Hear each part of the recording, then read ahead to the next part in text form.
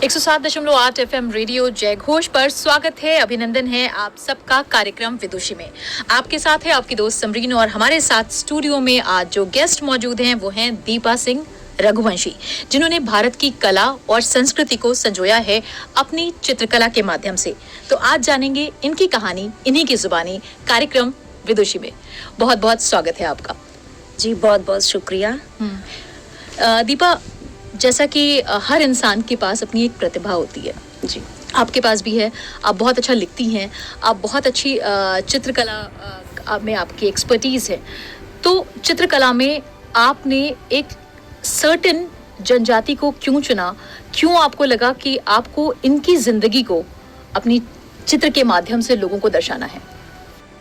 चूँकि मुझे कहीं न कहीं इस जनजाति में दिखा कि यह जनजाति जो है हमारी देश की, हमारी कला को, संस्कृति को, विरासत को संभाल के रखा है, संजोया है। यह कहीं न कहीं हमारी विरासत है जिसको हमें आने वाली पीढ़ी और भावी पीढ़ी तक पहुंचाने का चित्रकारी का माध्यम और यह जरिया बहुत ही अच्छा लगा मुझे। आपसे जब मेरी बात हो रही थी इस साक्षात्कार से पहले, तो आपने बताया था कि आपको जब मुख्यमंत्री सम्मान मिला, आपने जो 2 किताबें लिखी थी उसके लिए आपकी ज़िंदगी का पहला अचीवमेंट ही मुख्यमंत्री द्वारा आपको सम्मानित किया जाना था।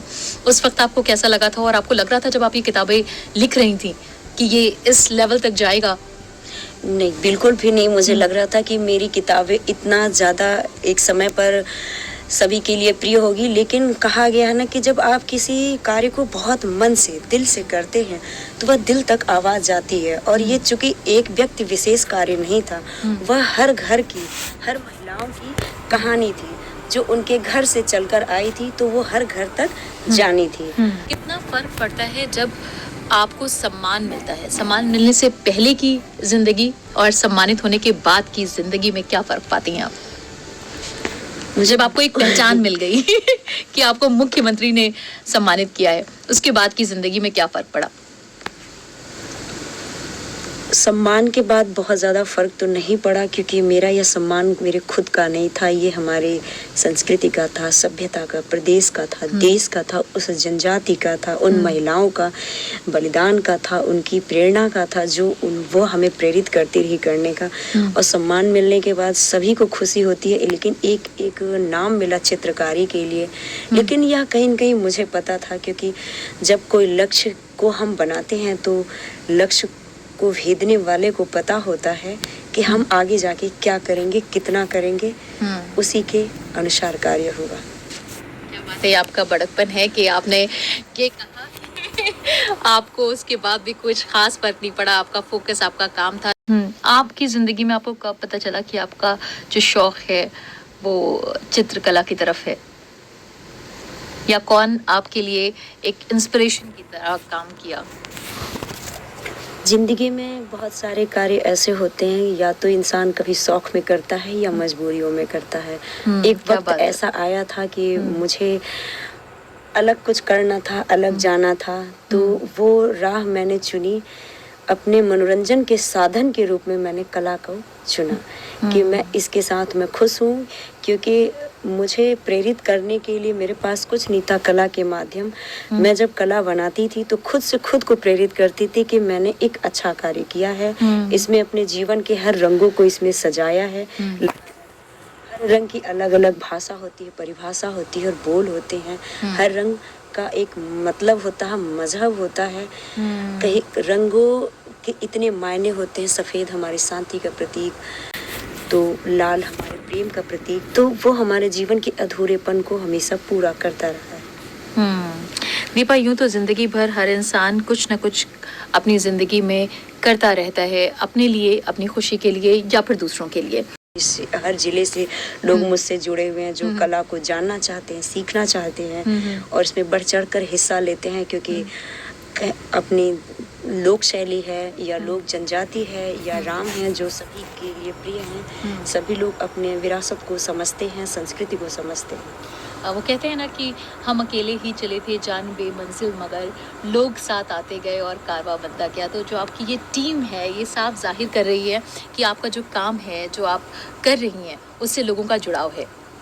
हमें आपसे मैं आपसे एक चीज़ ये भी पूछना चाहूँगी कि कितना मुश्किल होता है एक महिला होकर इन सारी चीज़ों में शामिल हो पाना, इनको प्रॉपरली कर पाना और इतने सारे लोगों का जो जुड़ाव आपसे हो चुका है, जो आपसे संबंधित हैं, उनको मैनेज कर पाना।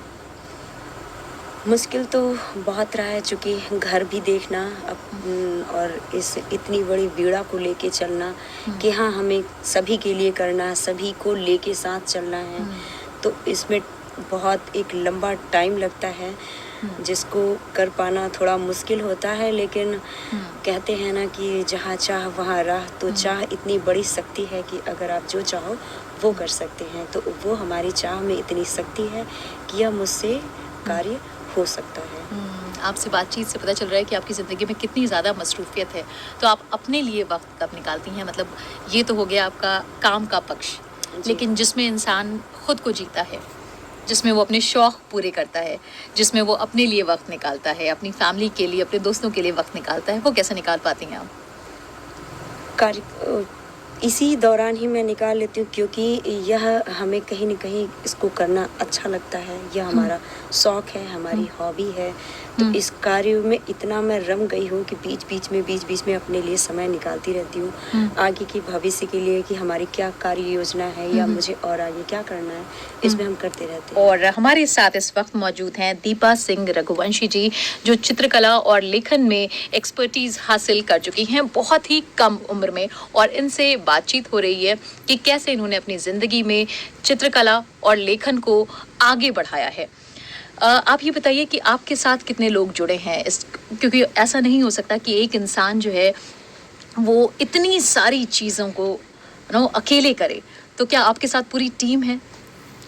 टीम तो नहीं है, क्योंकि व्यक्ति विशेष है। कहा गया है कि लीडर में अगर वो ताकत होती है तो वो सबको अपने साथ लेकर चल सकता है। तो यह मेरी अकेली खुद की ताकत है। क्या बात है। सुन रहे हैं और वो चित्रकला में या लेखन में आना चाहते हैं, उनको क्या मैसेज देंगी आप? मेरा मैसेज जो मुझे सुन रहे हैं उनके लिए ये है कि अपने लिए तो सभी जीते हैं, कभी दूसरों के लिए जीकर भी देखिए, आपकी ज़िंदगी खूबसूरत और भी बन जाएगी। और आपके आसपास आपके तराई क्षेत्र में तमाम ऐसी जनजातियां हैं जिन्हें आपकी ज़रूरत है, जो राह देखते हैं कि कोई चलकर आएगा, जो हमारी कला को, हमारी संस्कृति को उस माध्यम तक पहुंचाएगा। महिलाओं की शक्ति होती है, उन महिलाओं की प्रेरणा होती है।